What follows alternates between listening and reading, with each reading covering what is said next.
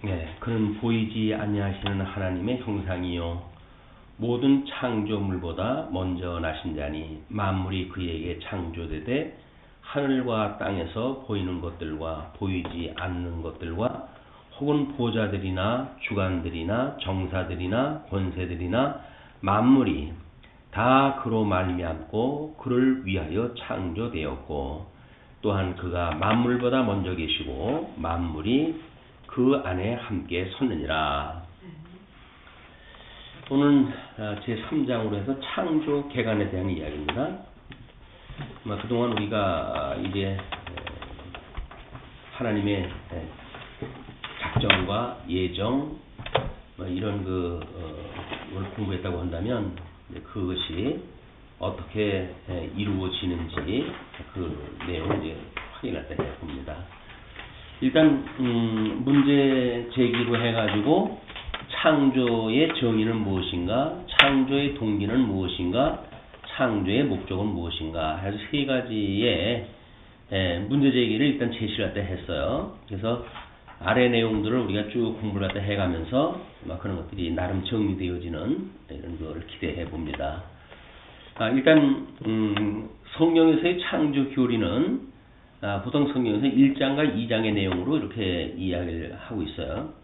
1장과 2장의 그 내용이 1장은 나름대로 이제 우리 여섯째 날까지의 전체적인 내용과 복을 갖다 이야기를 했다면 2장은 이제 구체적으로 하나님께서 어떻게 인간을 만드셨고 그리고 인간에게 어떤 은혜 언약과 행위 언약을 주셨는지에 대한 이야기가 소개되어져 있기 때문에 창세기 1장에서의 근본 언약이 취급되어지고 2장에서는 은혜 언약과 행위 언약과 은혜 언약이 소개가 되어집니다.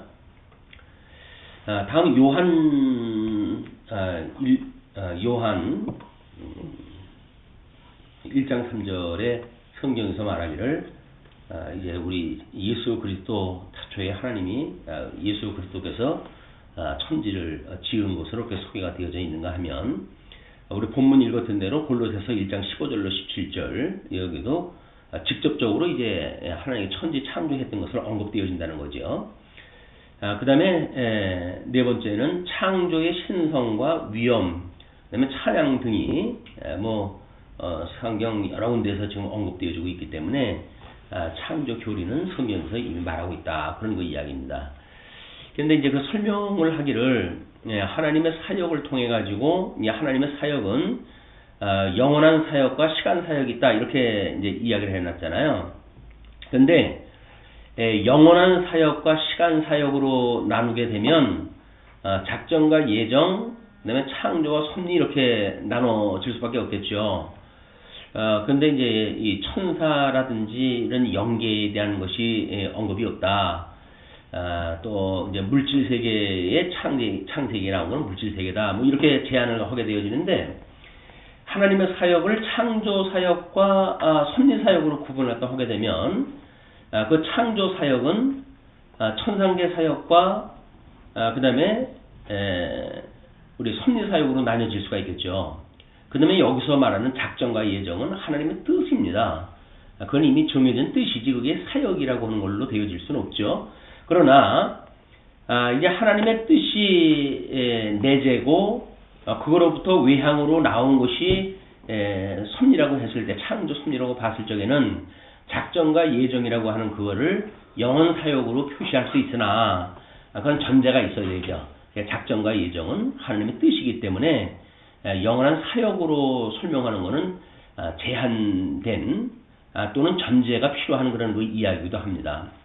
왜냐하면 하나님의 그 사역이 일단 천상 사역과 이제 그 지상 사역으로 되어져 있을 때 우리 주교조서 이야기하는 것처럼 하나님의 뜻이 하늘에서와 같이 땅에서도 이루어지게 하소서라고 하는 세 가지의 그런 그 논리가 다 설명이 된단 말이에요.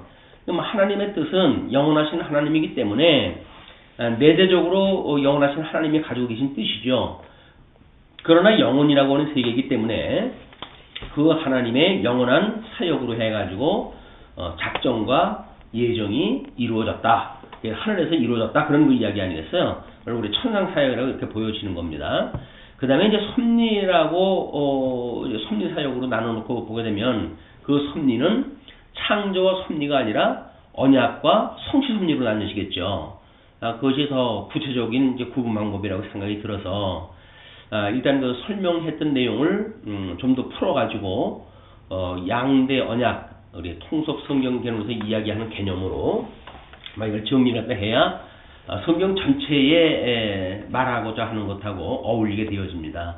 주기도에서도 이야기하는 것처럼 하나님의 뜻, 그 다음에 하늘에서 이루어진 것, 그 다음에 땅에서 이루어지는 것, 이렇게 해가지고 천상사역과 지상사역으로 구분이 되어지고 하나님의 뜻이 작정과 예정으로 구분되어지게 되면 논리적으로 이걸 설명할 수가 있게 되어지거든요. 근데 영원사역을 작정과 예정이라고 한다면 하나님은 이미 이제 영원한 세계에서 일을 이루시는데 그럼 영원한 사역이 작정과 예정이라고 하는 걸로 되어져 버린단 말이에요.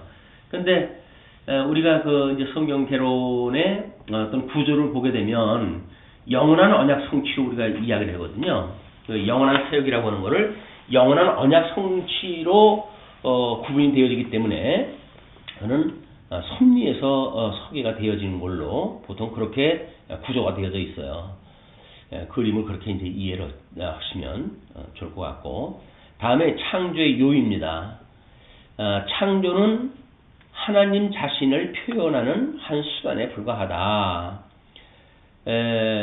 하나님 자신을 표현하는 수단이라고 이제 설명을 갖다 했는데, 우리가 위에서 이야기하는 것처럼 하나님의 뜻이 하늘에서와 같이 하늘에서 이루어졌다고 하고 땅에서 이루어지는 거니까, 그래서 하나님의 영광 선포라고 하는 것이 전체를 묶어낼 수 있는 설명이 되어지겠죠. 창조는 하나님 자신을, 하나님의 뜻이 표현하는 이런 그의 이야기를 하는 것도 하늘에서 이미 이루어져 가지고 그 이루어진 걸 시간 세계를 통해서 계시를 했다 하니까 영광 선포라고 하는 것이 종교 개혁자들의 어떤 설명 방식하고 논리를 같이 한다. 하나님은 하나님의 뜻이 하늘에서 이루어진 것처럼 이 땅에서 이루시는 분이기 때문에 하나님의 그 영광을 선포하심으로, 또 우리가 하나님의 그 내재와 외향이라고 하는 것을 설명할 때 했을 적에도 영광 계시로 이렇게 이제 설명할 때 해보고 그랬으니까 그런 식으로 통일된 논리와 개념으로 우리가 이해를 하는 것이 어떤 창조의 요의를 정리하는 데 필요하지 않을까 이런 생각이 듭니다. 일단은 이제 교회신학에 나와져 있는 대로 범위와 정의는 그럼 어딘가 이렇게 이야기를 해요. 하나님이 자기의 권능의 말씀으로 제2원인의 간섭 없이 우주를 무로부터 창조하셨다는 것은 성경의 교훈이요 교회의 유구한 교리다. 그래서 그 지금 하나님이 제1원인이 되시는 분이니까 제1원인 되시는 분이 제2원인의 간섭이 없이 무로부터 창조되었다. 이렇게 이제 범위와 정의를 이야기하거든요. 우리가 범위라고 했을 때 이제 그 요의에서 또는 우리 뭐 성경에서의 창조 교리를 언급할 때서부터 또는 창조의 요의를 설명할 때하고 통일되어진 개념으로 이걸 본다면 자기의 권능의 말씀으로, 권능의 말씀이라고 하는 것은 지금 말씀 자체가 하나님의 뜻이란 말이야. 말씀, 로고스, 그것이 하나님의 뜻이기 때문에 하나님의 뜻은 작정과 예정으로 되어져 있는 거 아니겠어요? 그것이 이제 외양, 이 제2원인의 간섭 없이 그 이야기는 내재되어져 있는 것이 외향되어지는 그런 걸로 설명이 되어지는 거죠. 그래서 우주를 무로부터 창조하셨다. 그 이야기예요. 그냥 그 무로부터 창조하셨다는 그런 개념도 이 내재로부터 외향되어졌다라고 하는 것이 천상에서 이루신 거 아니겠어요?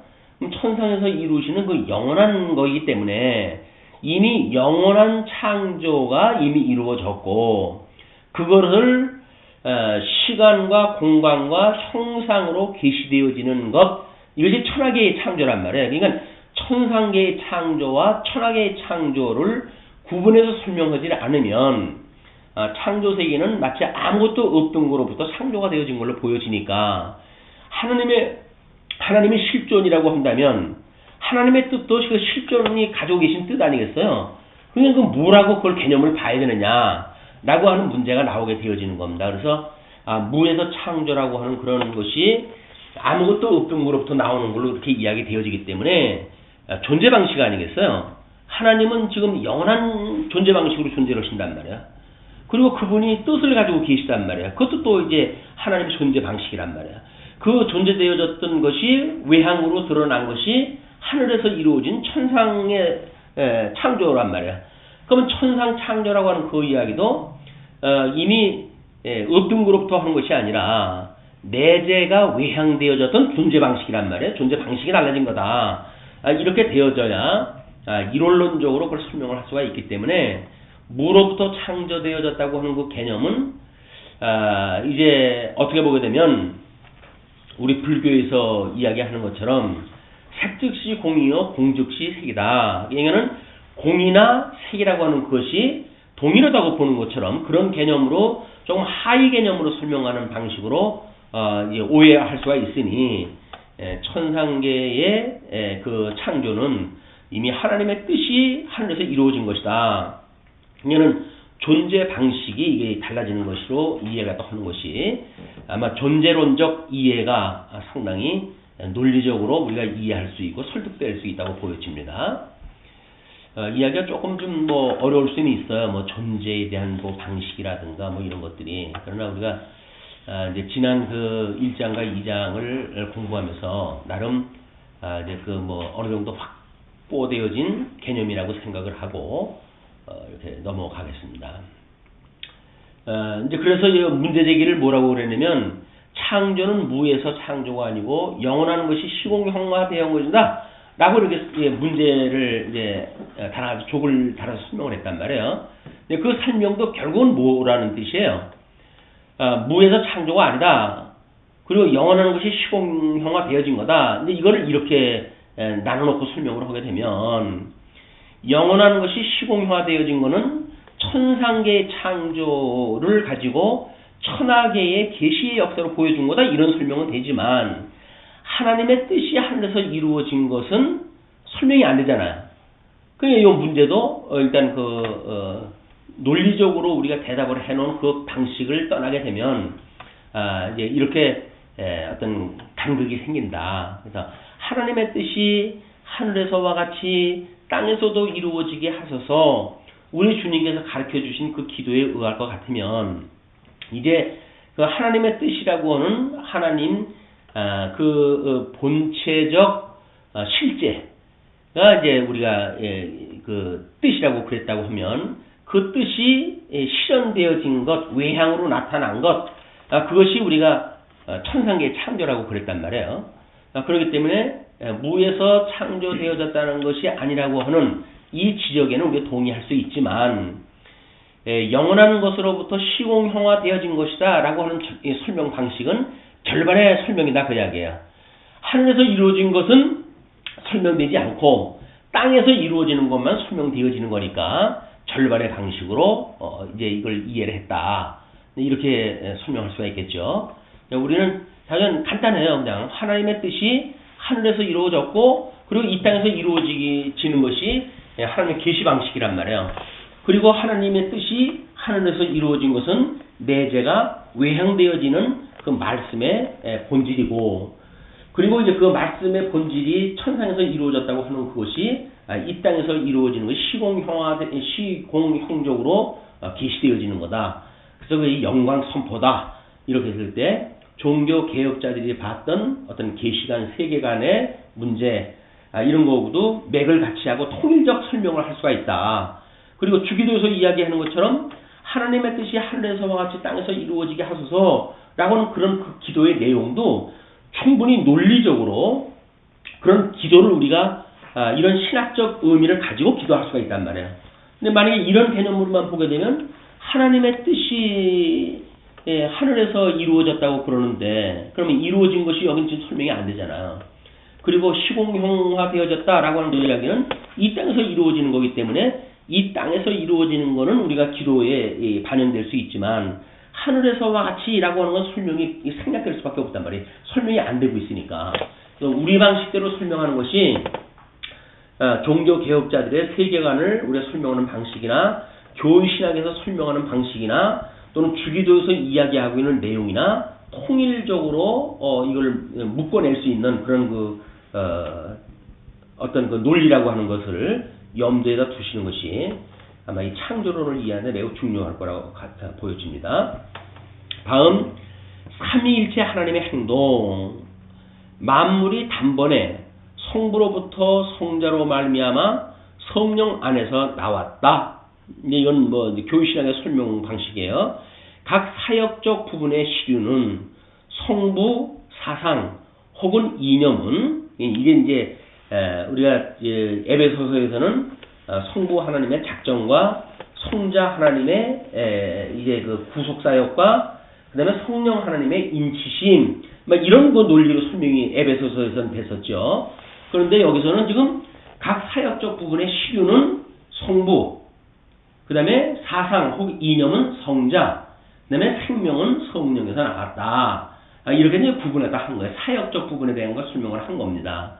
근데 이것도 이런 사역상 부분을 자칫자칫 하게 되면 교회신학적으로 삼위일체론에 대한 이단으로 적시되어진 것이 이런 내용을 잘못 설명한 걸 우리가 이단으로 정리한 것들이 있기 때문에 사역적 부분의 어떤 시류, 실제적으로 존재는 성부 하나님 이렇게 놓여진다고 한다면 우리 예수님은 요한복음에서 세상을 지을 때로부터 거기 계셨다고 그러는데 그러면 그 시류라고 하는 그런 실존의 문제는 삼위일체 하나님이 창조된 이후로만 설명이 되어지는가 라고 하는 문제에서 또 문제제기가 되어진단 말이에요. 그래서 이런 사역적 부분이라고 하는 것은 어떤 사역이든지 삼위일체 하나님의 사역이에요. 나눠가지고 우리가 이렇게 구분하는 것은 고도의 아주 세부적인 치밀한 이런 설명이 곁들여져야 오해가 없다. 그래서 이거를 우리가 이렇게 대강적으로 묶어낼 수 있는 방법은 어떤 사역이든 거기에는 삼위일체 사역이 공통적으로 존재한다. 세상을 지을 때도 그렇고 구속 사역일 때도 그렇고 그리고 인치시는 사건 때도 마찬가지로 그것이 있다. 그래서 그 삼위일체의 부분 우리 이제 앞서 다 공부한 거지만 또 이제 가물가물하고 이제 그렇지 않겠어요?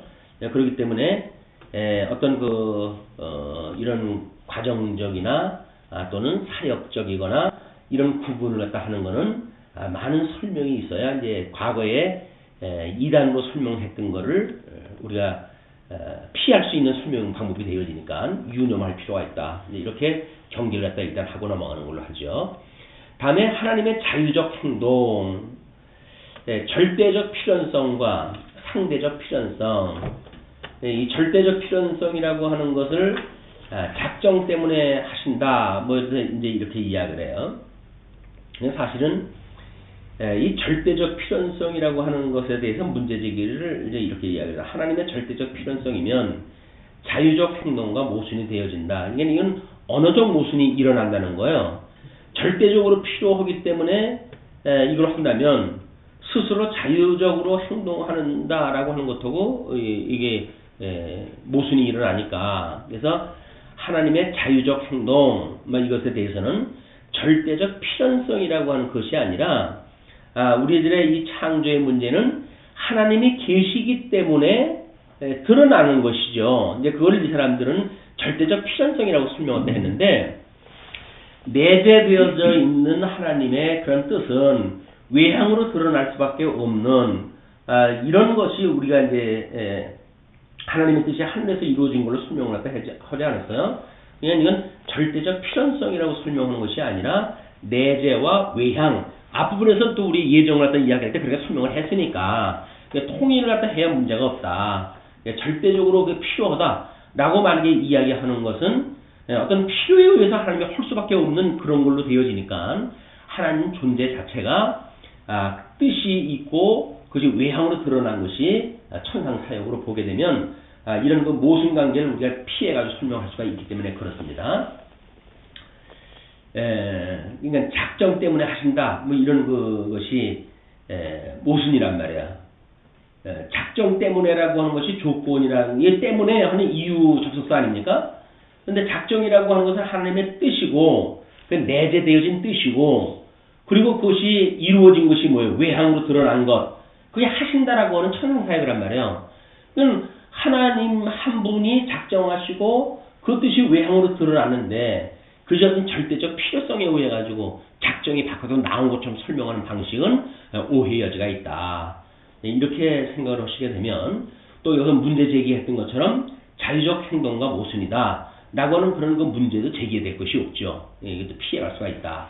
이런 설명 방식만 다르게 되면 이렇게 우리가 자유적 행동에 대한 거를 아주 뭐 심플하게 설명될 수가 있지 않는가. 왜냐면 하나님의 자유적 행동은 외향되어진 것, 천상에서 이루신 뜻, 그걸 우리가 자유적 행동으로 보니까 설명이 쉽게 되어집니다. 다음에 하나님의 시간적 행동, 모든 시간적 사물의 시작, 심지어 시간 자체의 시작으로 보는 것이 최선이다. 이렇게 이제 이야기를 했어요. 이제 그런 문제제기 하기를 영혼적 행동을 시간적 행동으로 보십니다. 뭐 이렇게 이제 했는데, 하나님의 시간적 행동이라고 하는 그 이야기는 모든 시간적 사물의 시작이라고 이야기를 했으니까 이 시간적 사물의 시작에 오해가 있어요. 왜냐면 태초라고 하는 거를 시간적 사물의 시작으로 볼 것인가. 창세기 1장 1절에 태초에 하나님이 천지를 창조하시라. 그 태초라고 하는 것이 시간적 개념으로 쓰고 있는 거 아니겠어요. 그러나 넷째 날이 되어져야 시간을 갖다 만드시거든요. 해와 달과 그 다음에 별과 시간과 절기와 모든 걸 만드시기 때문에 여기서 말하는 심지어 시간 자체의 시작으로 보는 것이 최선이다. 이렇게 이야기를 했어요. 시간적 행동을. 그러니까 하나님의 이 시간적 행동이라고 하는 것을 이제 천상에서 이루어진 하나님의 뜻이 이 땅에서도 이루어지기를 구하는 이런 것을 우리가 보게 되어지게 되면 천상 사역과 지상 사역으로 나눠볼 수가 있고 지상 사역에 대한 것을 시간적 행동으로 보면 되겠죠. 이것이 이론론적으로 정리가 되질 않으면 뭐 알파와 오메가요, 시작이 끝이요, 뭐 이렇게 이야기를 했다 하니까 뭔가 이 세계에 있는 걸로 보여져야 되는데, 근데 또 어떨 적에는 이제 0점 안에 우리의 시간 세계를 어떤 한 경점으로 설명했다 한다든지 이런 것 때문에 사실 신학적으로 많은 오해가 있습니다. 근데 이거는 영원한 세계와 시간 세계를 어떻게 이론론적으로 설명하는가에 대한 이 세계관적 문제란 말이에요. 이 세계관적 문제가 만들어지질 않으면 성경에 대한 설명 방식이 이루어지질 않습니다. 그래서 영원하신 하나님과 그 필요되어진 인간의 관계를 설명할 적에도 우리가 이제 이런 영원과 시간이라고 하는 내재와 초월이라고 하는 이런 두 개를 전부 얽어낼 수 있는 것이 있어야 된다. 그래서 우리 시가서에서 왜 속성을 하나님의 절대적 속성에 대한 것을 우리가 더 손을 대 가지고 내재되어져 있는 어떤 그 공유적 속성을 이야기할 수밖에 없었는가라고 하는 문제가 이런 문제를 해결하기 위한 거예요. 그냥 초월적 하나님의 하나님만이 가지고 계신 비공유적 속성만 이야기를 하게 되면 그거는 영원한 그 하나님의 속성이고 우리하고 초월되어져 있는 세계의 속성이기 때문에 우리하고는 아무 상관이 없어요. 그 우리하고 아무 상관이 없으면 그 성자 하나님하고 한 몸을 이룬 교회하고 무슨 상관이 있으며 교회 안에 있는 지어져가는 성전과 무슨 관계가 있어요, 그게. 그냥 그런 거 문제는 이 비공유적 속성이라고 하는 내재에 대한 설명이 있어야 되고 그 다음에 공유적 속성이라고 하는 초월적 속성을 다 같이 설명하다 해야 하나님의 독특한 속성을 설명하기도 하고 또 이제 그 육신을 입고 이 땅에 오셔가지고 사역을 하시는 시간 세계 속에서 보이시는 삼일체 하나님의 그건 우리 아까도 이야기했지만 사역상 이제 그렇게 하시는 일들도 설명이 가능하다. 근데 그 중에 이제 이걸 이분들의 설명 방식으로 하게 되면 자전 그 삼일체적인 방식이라든가 이런 것들은 오해가 만들어지고 아주 꼬이고 다 거기서부터 나오는 오해들이에요. 천상사역과 지상사역을 나눠놓지 않고 그리고 그 내재와 외양이라고 하는 하나님의 실존의 방식의 문제를 정리해 놓지 않고 만들어진다고 하면 무에서 유가 창조되었다든지 또는 뭐 시간과 이 영혼과 이제 어떤 이 혼돈이 온다든가 이런 그 모든 문제가 만드는 창조론의 모든 문제가 그로부터 시작되어진다.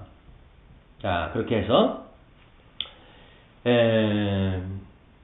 그 무로부터 무엇을 만들어내는 행동이다. 이렇게 정리가 되어졌는데 무에서 창조로 이해한다면 우리 자신은 창조부터 출발된다. 이제 이렇게 문제를 제기했어요. 무에서 창조가 되어지니까 우리는 지금 존재하는 것이 창조 피조물로 지금 우리가 존재하잖아요. 그럼 우리의 그런 그 피조물도 우리의 창조로부터 되어진 건가 이렇게 보여지는 거예요. 그래서 이제 우리 인재론에 가서 공부가 되어지겠지만 인간의 시작이라고 하는 것이 창조설이냐 유출설이냐 뭐 이런 걸로 해가지고 이제 또 옥신각신을 하게 되어지는데 이것도 여기로부터 시작되어지는 문제들입니다. 자, 그렇다면 시작이 있는데 영원할 수 있는가? 라고 하는 이제 문제 제기를 계속을 하는 거죠. 그러면서 그거에 대한 설명을 이렇게 합니다.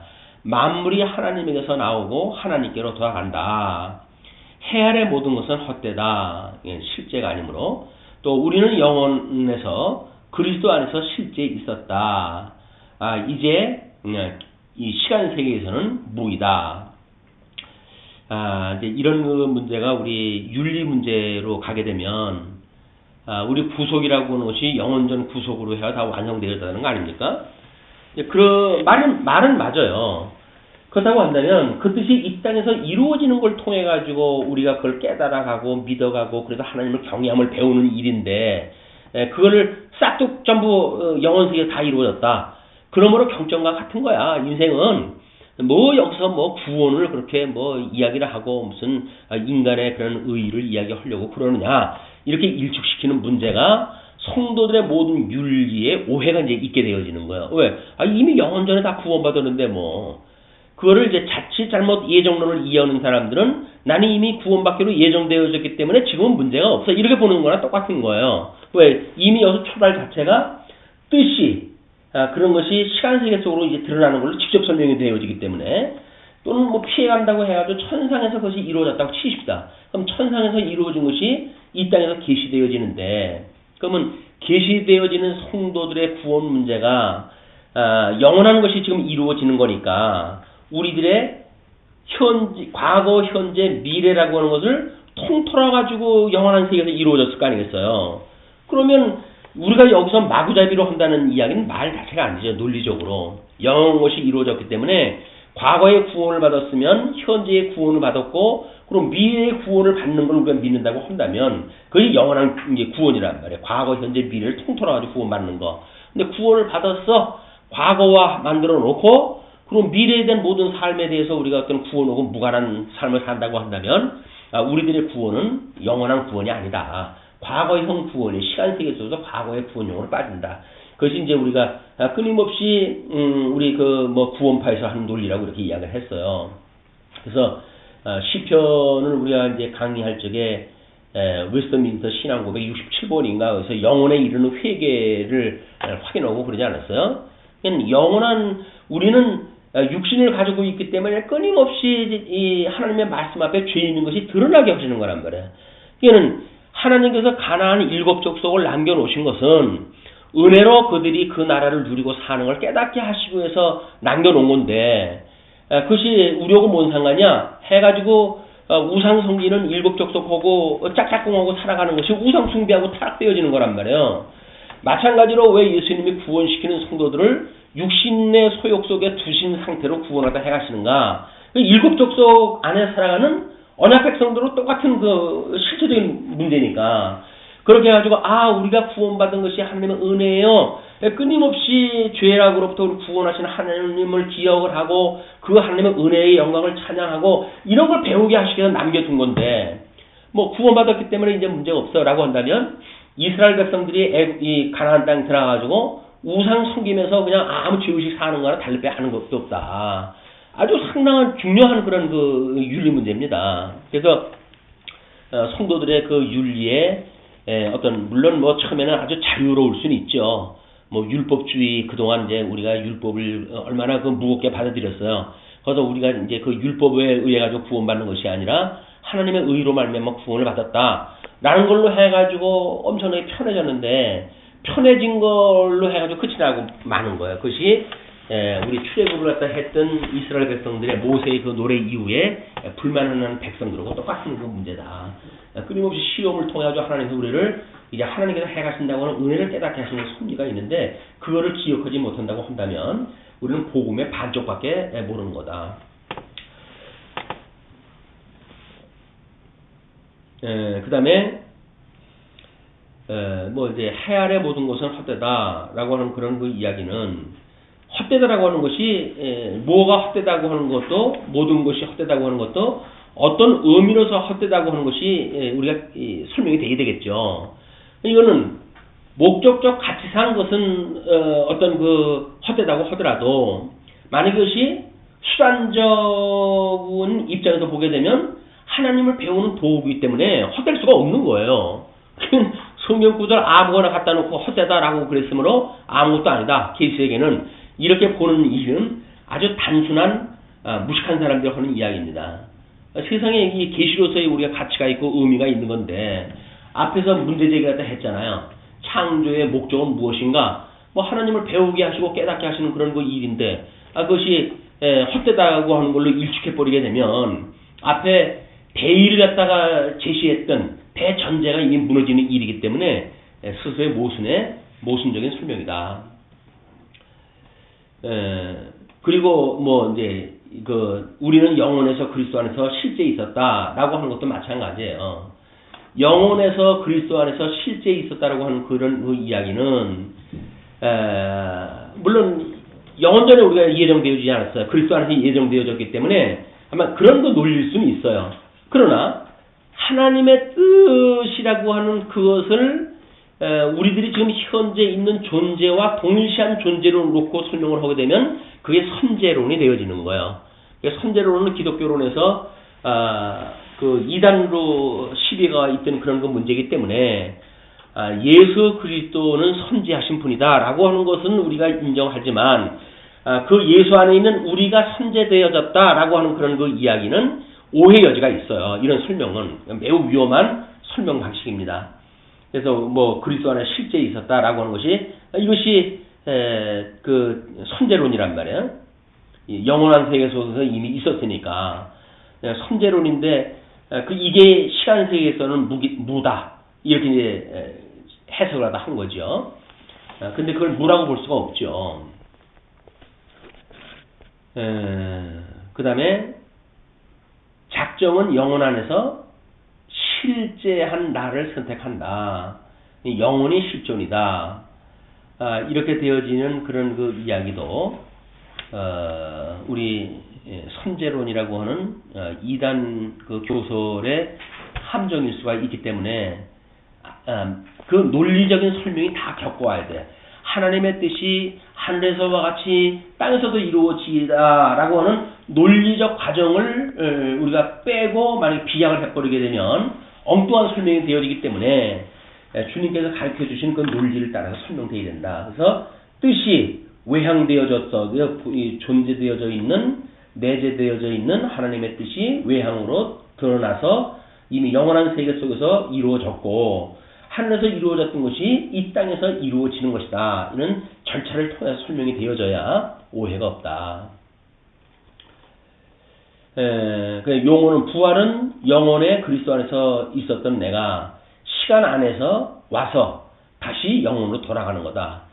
이렇게 되면 마치 윤회설을 설명하는 것처럼 또 그렇게 오해를 받을 수도 있고 선제론의 극치입니다. 우리가 그리스도께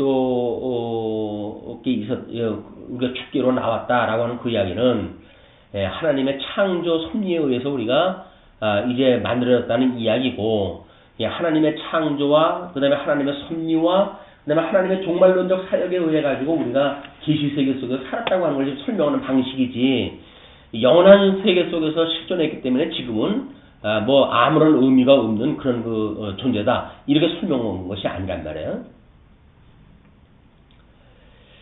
그 다음에 이제 시간과 영혼이 따로 있는 것이 아니라, 그 다음에 형태라는 것을 씌고 있기 때문에 시간을 느낀다.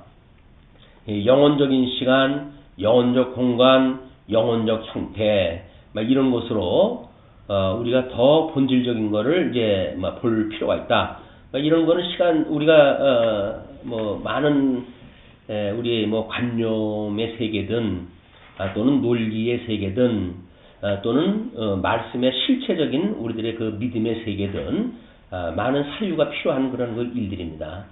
우리가 영혼적인 그 하나님의 뜻이 하늘에서 이루어졌다고 하는 그런 그 이야기는 영혼적 언약 성취가 이루어졌다는 거예요. 영원한 그 제사도 다 이루어졌고, 그러니까 이미 천국과 지옥 백성이 나뉘어진 거란 말이에요. 거기서 그래서 지금 계시되어진 세계이기 때문에 막 그런 그 개념도 하나님의 뜻 하늘에서와 같이라고 하는 그 개념이 무엇인지에 대한 충분한 설명이 필요하다. 시간 세계가 실제적인 것이 아니라 영원한 것이 실제적으로 있는 것이다. 그러면 실제라고 하는 것도 마찬가지죠. 이제 그것이 실제가 여기는 아니고 그러면 그 영원한 것만 실제라고 하는 이 실제도 이슬제자로 되어지겠죠. 아니면 뭐 사실적이라고 하는 그것 때문에 실제라고 이렇게 표현을 되는지 모르겠지만은, 그러나 시간 세계의 그 실체성을 만약에 부정한다고 한다면 이거야말로 허무주의예요. 여기서는 아무것도 아닌 거예요. 그러니까 그냥 뭐 지멋대로 하고 살아가도 된다고 하는 마가파의 신앙이 만들어지는 거다. 아무것도 아닐 수가 없죠. 영원한 것이 만약에 계시되어졌다고 한다면 구원받지 못할 사람들의 마가파적인 삶도 그대로 계시가 되어진 건데, 겁없이 그렇게 산다는 것은 그걸 믿지 않는 사람들이지, 그걸 믿어진다고 한다면 어떻게 막가자고 살겠어요. 이런 것들이 어떤 그 짧은 설명 또는 부족한 설명에서 나오는 오류일 수가 있다. 다음에 이제 피조물의 판이와 의존, 이제 이렇게 설명을 합니다. 창조의 산물인 세계는 창조주와 판이하되, 그 다음에 창조주에게 의존하는 존재다. 피조물과 밀접한 관계를 가진다. 이렇게 이제 교시학에서 설명을 또 해놨는데, 그것에 대하여 보충 설명하기를, 피조물은 하나님을 드러내는 한 표현으로 하나님 자신은 아니다. 그건 뭐 우리가 공감하는 그런 그 이야기죠. 하나님이 외향적으로 드러내는 일, 그런 그 존재 방식으로서 나타나는 하나님의 그 일이 그것이 하나님 자신은 아니다. 그래서 본체와 실제와 외향, 이걸 구분했다 해야 된다고 하는 이야기일 수가 있고, 아마 여기서는 외향 정도가 아니라 하늘에서 이루어진 하나님의 뜻, 그것이 이 땅에서 이루어지는 것하고 하나님하고 이것이 일치할 수가 없다. 이제 그런 개념으로 아마 설명을 하는 것 같아요. 창조의 최우성, 하나님의 창조적 활동은 사람의 창조와 함께 종말을 보하였다.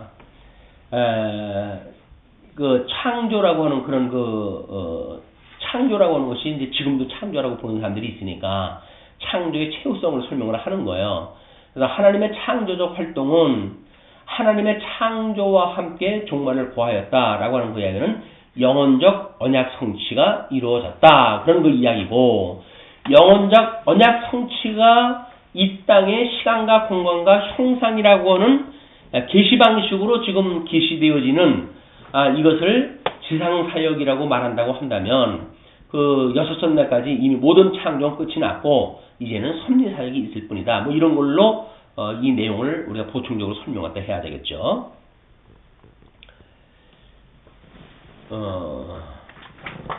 뭐 어떻게 2절 정도까지만 하고, 그리고